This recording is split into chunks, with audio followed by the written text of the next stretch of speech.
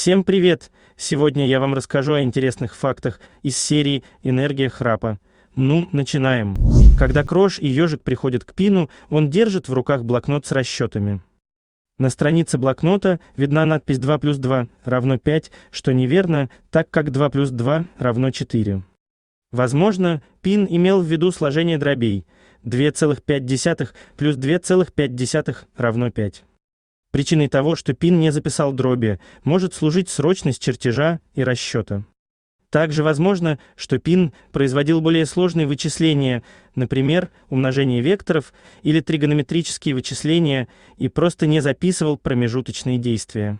Вечный двигатель из этой серии появляется и в ряде других.